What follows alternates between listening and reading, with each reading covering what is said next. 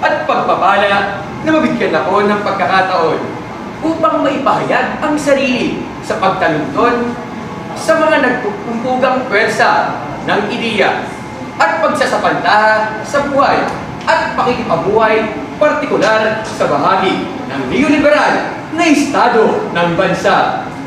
Mga minamahal kong mapanuring tagapakinig at sa pinagpipitagang lupon ng inampalan, isang makasaysayang araw sa ating lahat. Alinsuso sa kinapapalooban ng awiting, "Kay sarap talagang mangarap sa bayan kong nililiyan." Tunay nga talagang masarap mangarap sa bayan nating nililiyan sa bansa Pilipinas.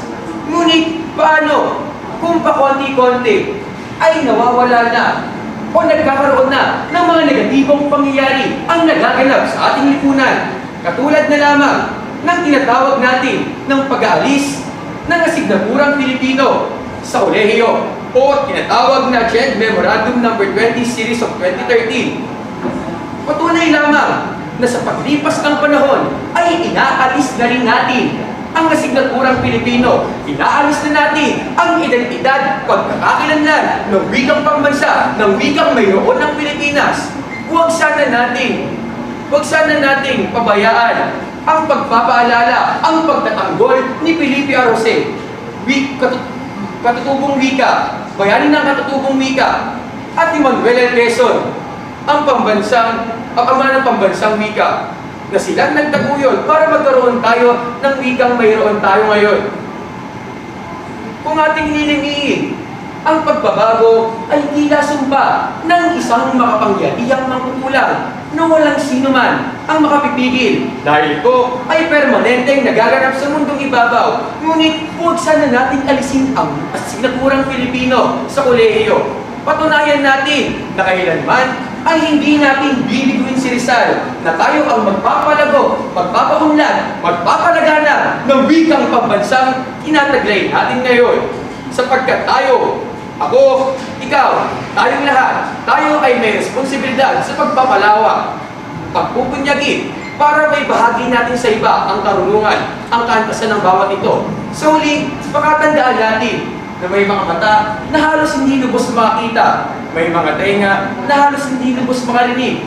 Ngunit tayong lahat, ako, ikaw, tayo ang magpapalaganap nito. Tayo ang magsisilbing sandigan ng susunod pang henerasyon. Kaya tara na, sali na, sama-sama natin abutin ang kaunlaran gamit ang wikang katubo, gamit ang wikang pambansa, gamit ang wikang mayroon tayo.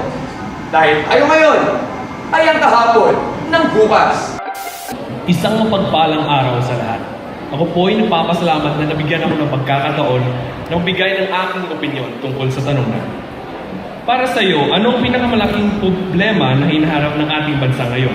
Paano ka makakatulong para mayusan ito?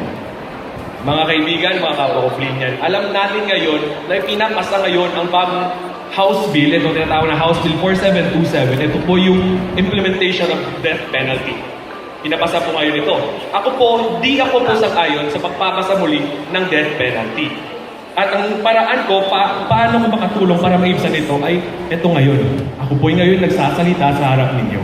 At ito po ang paraan ko para maibsan natin at para hindi natin magpatuloy ang pagpapasa ng death penalty. Unang-una po ang punto na ibibigay ko, yung death penalty po ay lumalabag sa ating pinakamataas na batas sa ating bansa. At yan po yung Constitution, 1987 Constitution of the Philippines. Nakasulat po sa Artikulo 3, unang seksyon, ang tinatawag na Bill of Rights natin o karapatang pantao. Nakasulat po doon, walang sino man ang pwedeng bawian ng buhay. Lahat ng tao ay may karapatang mabuhay.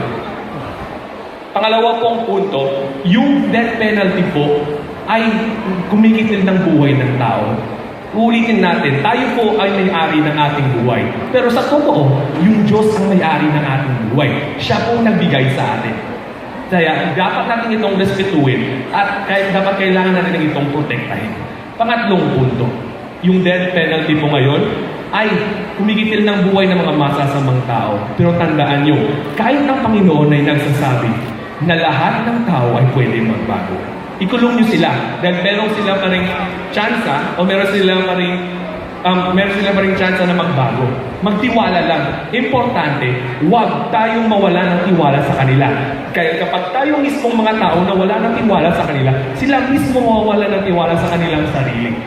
Mga kaibigan ko po, ito po yung paraan ko kung paano kuminsan ang isang problema sa ating bansa at yun ang death penalty. Pero tandaan po mga kapwa ko Pilipinian, hindi lang sa akin nagsisimula ang pagbabago ng ating bansa. Nagsisimula ito sa bawat isa-isa sa atin dito ngayon. Salamat po sa pagkikinig. Sana po inyong naintindihan at naunawaan ang aking sinabi. Pero huwag lang unawain at intindihan. Pero sana ito inyong gamitin. Maraming salamat po. Snatching food from the mouths of the babes. The profiteers, overpricers, and the corrupt felons must be laughing while they stash their dirty monies, but not for long. They cannot outrun the long arm of the law. In these regards, the words of former President Ramon Magsaysay ring fresh and relevant today as the day they were said decades ago. He said, "We need men of integrity and faith like..." Ang tugon natin, mas pinalakas na pakikipag-ugnayan sa mga LGU ng Maynila at buong National Capital Region. Mas malakas sa panawagan na ipatupad ang mga napagkasunduan at mas maigting na implementasyon ng mga hakbang para ma-decongest ang ating pera. Tulad ng pagpataw ng penalty na di bababa sa 5,000 piso kada araw simula sa Oktubre 1 para sa mga kargamentong pasado naman na sa customs pero higit sa 5 araw na natenga sa pantalan. Inaatasan natin si Cabinet Secretary Rene Almendras na tutukan ang isyong ito. Tamang paraan ng paghuhugas ng kamay. Ang wasto at regular na paghuhugas ng kamay ay mabisang paraan upang makaiwas sa mga sakit. Ito ay makatutulong sa pagpigil ng pagkalat ng virus na nagdudulot ng sakit. Una, basain ng tubig ang mga kamay at sabunin. Ikalawa, sabunin ang mga palad. Ikatlo, sabunin ang likod ng mga kamay. Sumunod, kuskusin ang mga pagitan ng daliri. Ikalima, kuskusin ang mga kuko. Ika-anim, kuskusin ang pagitan ng mga hinlalaki. Pagkatapos, kuskusin ng paikot ang mga dulo ng mga daliri sa magkabilang palad. At panghuli, banlawang mabuti sa malinis na tubig at patuyuin ang mga kamay gamit ang single-use towel o air dryer. Todo laban kontra Coronavirus Disease 2019. Ang novel coronavirus o mas kilala na COVID-19 ay isang bagong uri ng coronavirus na nagdudulot ng malalang pneumonia sa ilang tao sa China at kumalat na rin sa iba pang bansa, pati na rin dito sa Pilipinas. Noong ika-31 ng Disyembre 2019, naitala ang ilang kaso ng pneumonia sa Wuhan, China. Napag-alaman kamakailan lamang na ang kaso ay dulot pala ng isang uri ng hindi pa kilalang coronavirus. Ang coronavirus na ito ay karaniwang sa hayop lamang makikita at hindi pa nakikita sa tao noon. Ang mga karaniwang sintomas ng dulot ng coronavirus ay lagnat, ubot sipon, hirap at pag-iksi ng paghinga at iba pang problema sa daluyan ng hangin. Isa ka ba sa mga frontliners na nakikipaglaban? Mahirap! Totoo! Pero tayo ay Pilipino. Saludo ako sa lahat ng mga frontliners na naging bayani natin sa panahong ito.